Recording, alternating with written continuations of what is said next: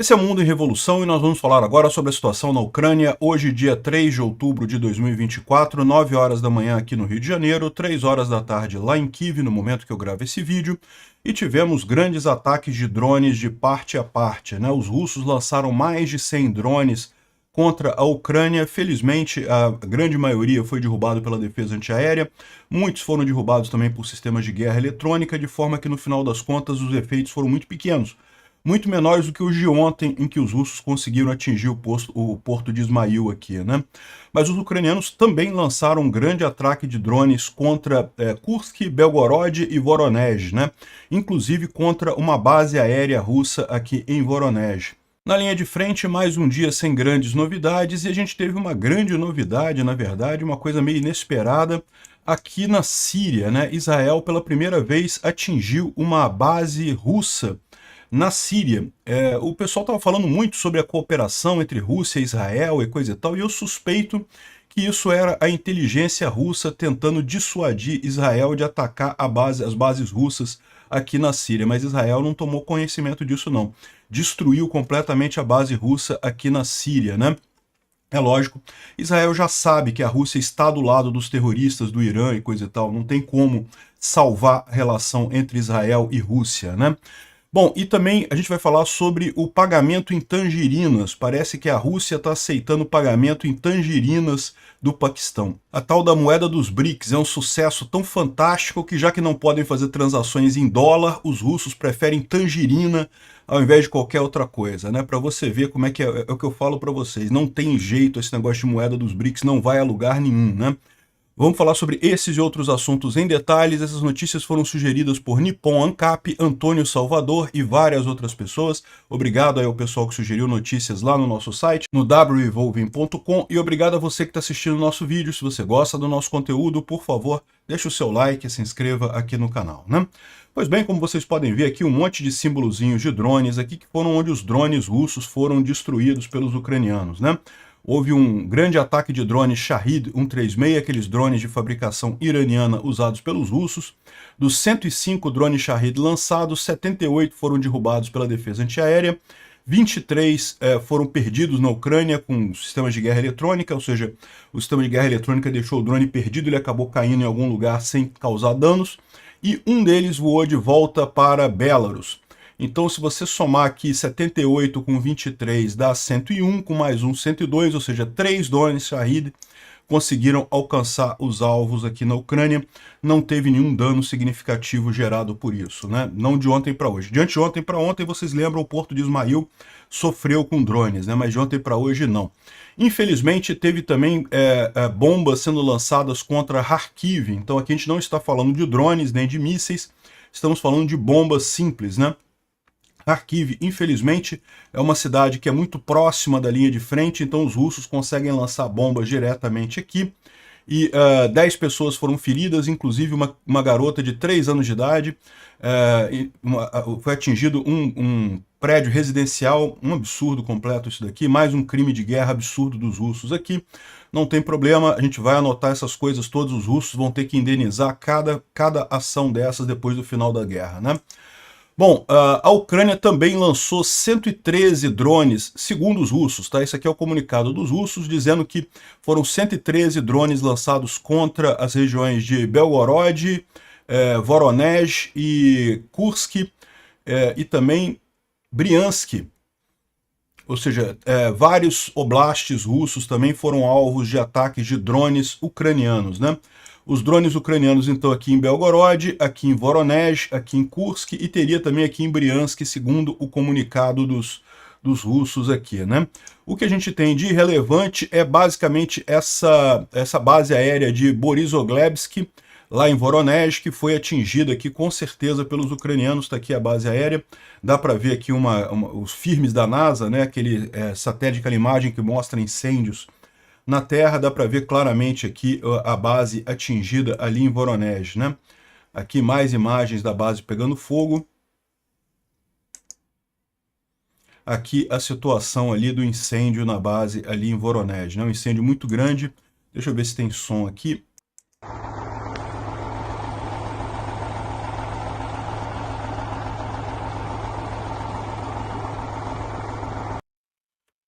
Tem som, mas não dá para ouvir nada aqui, né? E essa base, então, foi atingida aqui. Essa base fica nessa região aqui de Voronezh, Borisoglebsk, essa região aqui, e deve ser parte da estratégia ucraniana de destruir munição em bases russas, né, feitas com drone. Seria muito melhor, muito mais efetivo fazer isso com ATACMS, mas os americanos não deixam os ucranianos usarem o ATACMS, né? Drones ucranianos atingiram a base de Borisoglebsk, uma base que tem muitos Su-35 e 34, mas o alvo principal foram os armazéns de bombas CAB, né? Aquelas bombas planadoras que os russos usam. Então foi daqui que eles estavam decolando, os ucranianos atingiram os armazéns ali para explodir essas bombas, né? Tem várias imagens disso daqui. E essa é a coisa. O dano que foi infligido ainda está sendo avaliado, não temos ainda as informações sobre o grau de sucesso dessa operação, né? Agora, os ucranianos também atingiram com sucesso um Nebo-M, né, uma estação de radar usando ATACMS. Esse radar teria sido destruído na região de Luhansk, segundo algumas informações. Aqui não diz aonde que estava esse radar. O fato de ter sido atingido com ATACMS, provavelmente ele está em território ucraniano temporariamente ocupado pelos russos, né? Segundo as Forças Armadas ucranianas, a destruição desse radar avançado enfraquece a capacidade de defesa antiaérea russa, porque se trata de um radar muito avançado para detecção de mísseis, né, ali pela Rússia. Então, excelente notícia isso daqui. Outra boa notícia é que parece que foi derrubado um Su-25. Um Su-25 ou caiu ou foi derrubado em algum lugar, porque o que a gente tem só é a fala dos bloggers russos lá falando voo eterno, irmão, né? Voo eterno, irmão, que é a história de morreu, né? Ou seja, algum piloto de avião morreu lá na Rússia, né? O pessoal já até faz aquela brincadeira dos Simpsons aqui, de vamos ver, fala a frase conhecida e não sei o que lá. Enfim, a gente só sabe que caiu um avião Su-25 em algum lugar lá da Rússia. Sabe que é um Su-25 pela imagem que ele colocou aqui para ilustrar o caso, e que caiu o avião e matou o piloto pela mensagem. Mas aonde foi isso, em que situação foi isso, a gente não tem essa informação, né? Bom, também os ucranianos atingiram um depósito de munição em Belgorod, uma detonação está sendo observada ali, a gente não tem imagens dessa detonação, mas uma detonação muito grande aqui de um depósito de munição que certamente estava sendo usado pelos russos aqui na invasão deles aqui na região de Kharkiv, né? Na cidade de Murom, em Belgorod, que foi detonado, foi mais parte desse ataque ucraniano aqui, né?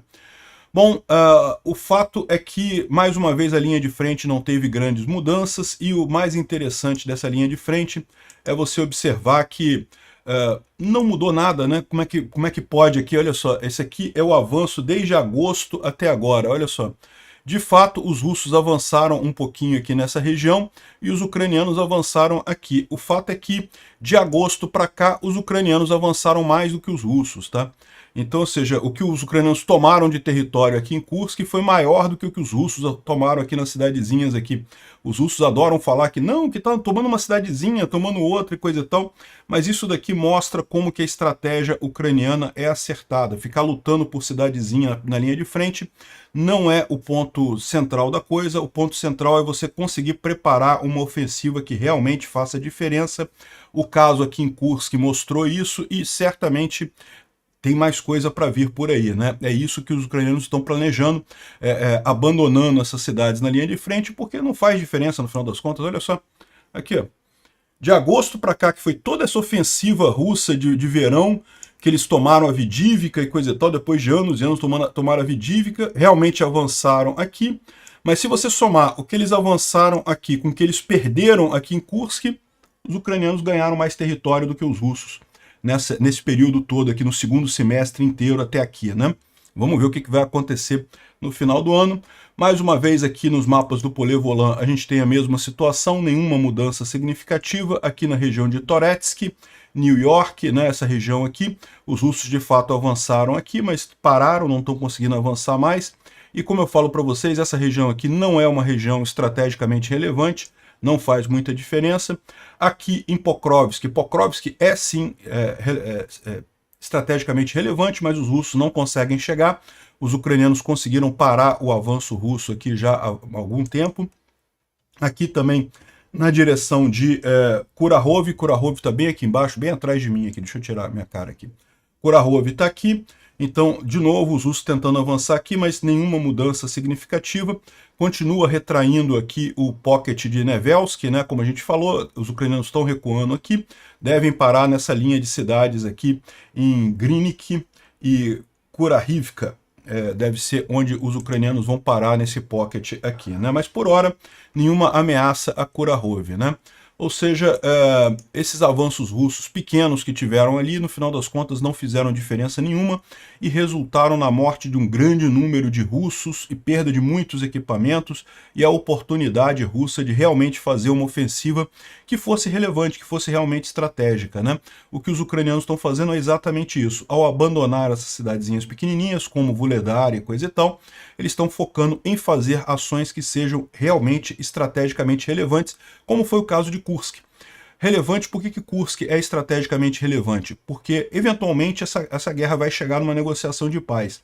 E você ter território dos russos para trocar pelo território russo, pelo território ucraniano que está ocupado pelos russos, é extremamente relevante. Isso pode fazer uma diferença enorme no final das contas, né? Além dos outros pontos que a gente já mencionou, a questão de tirar forças russas ali da linha de frente lá embaixo e também apagar o risco da linha vermelha, né? Que os americanos e europeus ficam todos preocupados com as linhas vermelhas que o Putin coloca. Não, porque se invadir a Rússia, aí eu vou usar arma nuclear e não sei o que lá, né? E o pessoal tem que entender que não é linha vermelha, é linha marrom, né? Que o Putin caga nas calças toda vez que alguém faz uma coisa dessa. Ele sabe que ele não pode usar bombas nucleares. Então, essa invasão ucraniana de Kursk acabou com mais uma, entre aspas, linha vermelha do Putin, que mostrou ser mais uma linha marrom do Putin, né? O Instituto para o Estudo da Guerra fala aqui sobre aquele evento que está tendo em Kiev, a gente falou sobre isso ontem, né, de indústria bélica, em que o Zelensky está recebendo diretores de indústrias bélicas para aumentar a produção, para ajudar a Ucrânia. Então ele fala basicamente sobre isso, não tem nenhuma novidade para a gente aqui. Bom, uma novidade muito interessante que aconteceu foi o Israel ter atingido a base rússia de Rememim, ali na costa síria, próximo de Jablé, né? Então a gente está falando aqui nessa região aqui da Síria. Então a gente está falando aqui na Síria, Israel está aqui embaixo e aqui, ó, Jablá é essa região aqui, ó, e justamente aqui tem uma base aérea, provavelmente essa base aérea aqui, a gente não tem certeza, mas que seria justamente uma base aérea russa. Vocês sabem, o Bashar al-Assad, para contornar uma revolução dos sírios contra o governo dele, né, pediu ajuda para a Rússia e aí botou o país dele numa tragédia sem fim, porque os russos não conseguem resolver o problema e ficaram dominando a Síria. Hoje a Síria é tipo uma província russa e o Bashar al-Assad não pode fazer nada, né? Chega a ser engraçado como algumas pessoas aqui no Brasil caíram na propaganda russa de que as revoluções coloridas são uma coisa ruim. Não porque as revoluções coloridas no Oriente Médio causaram problemas e coisa e tal. E a verdade é que a maior parte dos países passou pela Revolução Colorida, mudou o governo, tirou um ditador, botou um governo diferente e seguiram em frente. Tunísia, Egito, até a Líbia, né? A Líbia ainda está com guerra civil ainda. Mas o Bashar al-Assad, que tentou brigar usando a Rússia, aliás, a Síria e a Líbia são situações em que os russos estão envolvidos.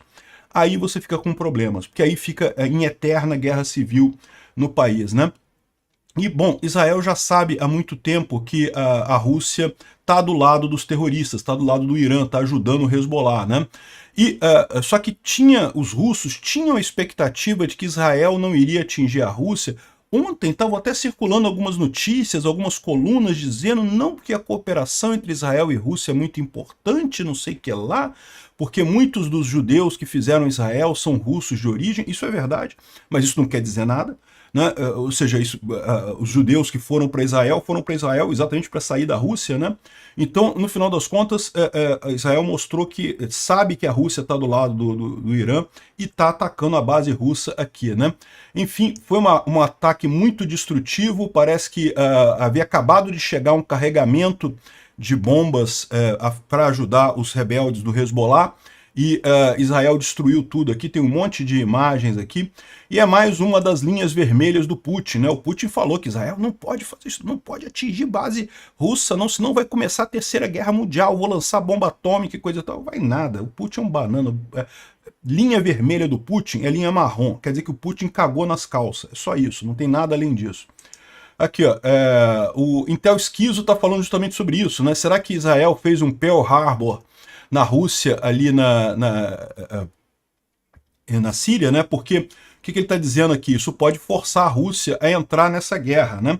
E vai ser divertido isso, porque a Rússia não está conseguindo fazer nada lá na Ucrânia, vai entrar nessa guerra como, né? A Rússia já tirou todas as tropas que ela tinha na Síria, tropas relevantes, né? Tropas de elite, só tem soldado para manter alguma coisa ali, e como é que vai entrar nessa guerra, né? Nem que queira eles têm como fazer isso. E esse ataque mostrou também como a defesa antiaérea russa é uma porcaria, né? Porque Israel foi lá e destruiu uma base importante, um carregamento que acabou de chegar, tinha tanto defesa antiaérea síria quanto defesa antiaérea russa e foi tudo destruído, né? Então tá aqui grandes explosões e coisa e tal. Aqui, ó, as defesas antiaéreas que responderam a esses objetos de Israel não conseguiram derrubar eles, nem da Rússia, nem da China. Um monte de explosão aqui, fizeram aqui a geolocalização da coisa. E é justamente essa base aqui que a gente estava falando. Enfim, e o que o pessoal tá se questionando aqui é isso daqui, né? Pô, Israel, os ucranianos perguntando para os americanos, né? Nós podemos bombardear as bases aéreas russas? Não, isso pode levar a escalonamento, né? Pode levar a aumento da guerra e coisa e tal. A Israel falando para os Estados Unidos, a gente bombardeou uma base russa, beleza? É isso daí, né? Quem sabe agora os americanos entendem que não tem linha vermelha nenhuma, né? Que é para deixar a Ucrânia bombardear as bases russas mesmo. Quanto antes acabar com a Rússia, antes a gente acaba com essa perspectiva de Terceira Guerra Mundial, né? Bom, as forças israelenses descobriram um monte de armas russas sendo usadas pelo Hezbollah nessa invasão lá no norte, no sul do Líbano, né? As forças israelenses no norte de Israel entraram no sul do Líbano e encontraram um monte de armas russas ali com os rebeldes do Hezbollah. Quem imaginaria isso, não é mesmo? Que é o eixo do mal que está por trás disso. Os russos, o Irã e a Coreia do Norte são um eixo do mal que estão por trás dessas guerras todas. Da guerra contra a Ucrânia, da guerra contra Israel. E se acontecer, da Terceira Guerra Mundial também vai ser causada pelo eixo do mal da Rússia com o Irã e coisa e tal, né? E aí a minha grande preocupação que eu já falei para vocês. O pinguço corrupto do Lula, de que lado você acha que ele vai botar o Brasil nessa guerra? Para pensar. Pensa no Lula. Olha como é que é a relação dele com o Putin, com o Irã, com os terroristas do Hezbollah, do Hamas e coisa e tal, a relação dele com a Europa e com os Estados Unidos. O Lula vai botar a gente sentado no lado errado dessa guerra. A gente tem que torcer muito para não ter Terceira Guerra Mundial, para os Estados Unidos liberarem rápido as armas para a Ucrânia destruir a Rússia rapidamente e não ter Terceira Guerra Mundial. Porque se tiver, o idiota do pinguço corrupto brasileiro vai botar a gente sentado no lado errado dessa guerra. Um absurdo isso, né? E o pessoal falando, ai não, mas o Bolsonaro falava coisas duras, o Bolsonaro imitava pessoas doentes. Caramba, o Bolsonaro foi o melhor presidente que teve na história do Brasil. O cara fez a economia certinho, numa pandemia ele conseguiu a economia voltar em V e crescer, entregou o governo com superávit no último ano, economia excelente, acertou tudo na pandemia. Todas as medidas que o Bolsonaro pregou na pandemia eram as medidas corretas. Por mais que os caras do STF, a Rede Globo e esses idiotas pandemínios aí acharam que não foi, né? Ou seja, tiraram o cara por birra e botaram a gente com um pinguço corrupto socialista que vai botar a gente dentro da Terceira Guerra Mundial, do lado errado. Olha que coisa absurda isso por conta de idiotice dessa classe brasileira, dessa elite aristocrática socialista brasileira. As Forças Armadas ucranianas estão preparadas para atingir 261 alvos militares na Rússia se o Ocidente aprovar o uso de ataques contra a Rússia, né? E os alvos incluem depósitos de armas e bases militares russas. Então, ou seja, já que Israel pode, por que a Ucrânia não pode, né? Qual é a diferença nessa história, né? Enfim, libera isso que essa guerra acaba rápido, a gente não vai ter Terceira Guerra Mundial e resolve-se o problema, né? Bom, isso aqui é só uma curiosidade, um planador usado em agricultura, né, para jogar inseticida, jogar fertilizante, sei lá o que joga esses aviões, mas ele estava jogando alguma coisa em cima de um campo ali e foi confundido com um drone ucraniano, e os russos abriram fogo contra o avião e acabaram ferindo o piloto lá russo, lá na Rússia, né? Isso foi na região de Tambov. Então essa foi a situação aqui, na verdade é um avião de agricultura, os caras acharam que era um drone ucraniano e tiraram, e não chegaram a matar, mas machucaram o piloto, né? Olha que coisa curiosa, Portugal está sendo palco de testes para drones inteligentes ucranianos, olha que interessante isso, né? É o que eu falo para vocês, o Brasil está ficando para trás nesse negócio da guerra. A guerra no futuro vai ser totalmente com drones. Parabéns a Portugal que está do lado certo disso daí. Os militares ucranianos especialistas em drones estiveram nas últimas semanas em Troia, lá em Portugal, para testar tecnologias de drones, né? Eles fazem aqueles enxames de drones controlados por inteligência artificial. Isso realmente um breakthrough que, quando estiver funcionando 100%, vai ser algo realmente fantástico, né? É o 15º exercício do RapMUS 2024, que é a experimentação robótica e protótipos para veículos não tripulados e coisa e tal. E contou com mais de 30 países, membros da OTAN, Coreia do Sul, o Brasil estava lá também, Austrália, Japão, bem como instituições acadêmicas e empresas de experimentação da Marinha lá em Troia, né? Excelente notícia, isso daqui realmente é algo muito importante. Bom, uma piadinha que o pessoal está fazendo é justamente que parece que as Russettes e as Hametes e as Hezboletes, né, o pessoal que torce pelo eixo do mal aí, está mostrando como prova de que Israel foi duramente atingida pelos ataques do Irã. Essa imagem aqui, ó, estão dizendo que Israel congelou as nuvens em cima dos alvos, justamente dos alvos feitos pelo Irã, de forma que a gente não pode saber se os alvos foram atingidos ou não, né? É uma piada isso, né? Toda foto aérea, quando tem nuvem, ela fica congelada, né? Porque é uma foto, né? A nuvem não mexe na foto, não sei se o pessoal sabe, né? Mas enfim, estão querendo dizer que aqui, ó, o Aiden, que é um propagandista russo conhecido, né? Não, você pode olhar nas imagens, elas mesmas, está tudo com nuvem congelada, em cima exatamente dos pontos em que o Irã atingiu e coisa e tal. O que é uma idiotice, né? Não tem lógica nenhuma isso daqui. A gente vai falar mais sobre isso lá no vídeo de Israel. Mas aí o pessoal aqui da Ucrânia respondeu também, olha só, caramba, então os ucranianos devem ter destruído completamente a base de Jankoi, porque olha só, os russos colocaram nuvens digitais falsas em cima de Jankoi e coisa e tal. É uma piada, tá, gente? Não teve ataque em Jankoi. É porque acontece, às vezes você tem imagem de satélite que tem nuvem em cima, né? Acontece isso, né? Enfim, o pessoal tá sacaneando as islametes aqui que estão querendo dizer que Israel foi atingido. Na verdade, a gente vai falar no vídeo de Israel, o dano foi mínimo nas bases aéreas israelenses aqui. A gente tem as imagens dos danos nas bases aéreas israelenses. Teve dano, mas foi dano mínimo, a gente vai falar no vídeo de Israel, né? E bom, e a outra coisa curiosa é isso daqui, ó. A Rússia concordou em aceitar pagamento em tangerina do Paquistão, uma vez que o Paquistão não está conseguindo pagar a Rússia, né? Porque o Paquistão não aceita fazer negócio em rublos. A Rússia não aceita fazer negócio em rúpias, né? Rúpias paquistanesas. E nenhum deles querem, seja lá o que for, moeda do BRICS e coisa e tal, que ninguém leva a sério isso. No final das contas, a Rússia não pode aceitar dólares americanos, que continuam sendo intermediários da imensa maioria das transações econômicas entre países no mundo todo. No final das contas, aceitaram tangerinas, ou seja, até tangerina o pessoal dá mais valor que qualquer moeda dos BRICS. Podia ter aceitado real, podia ter aceitado renminbi, ien, podia ter aceitado qualquer moeda dos BRICS, não aceitaram. Por quê? Porque não vale nada, meu amigo. É o que eu falo para vocês, o BRICS é o grupo das ditaduras fracassadas economicamente. Você acha que vai sair alguma coisa disso? Eu te adianto que não vai sair nada. Melhor usar tangerina como moeda. Obrigado por assistir o vídeo até o final. Se gostou do conteúdo, não esqueça de deixar o seu like, isso ajuda o canal a crescer e a chegar para mais gente. Se não gostou, deixe o dislike e explique nos comentários como podemos melhorar. Comente também sugestões de temas que podemos trazer por aqui.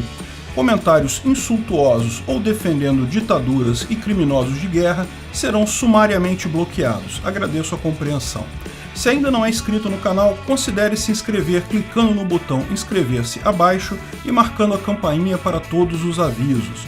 Se quiser ajudar o canal, veja no nosso site como você pode fazer isso.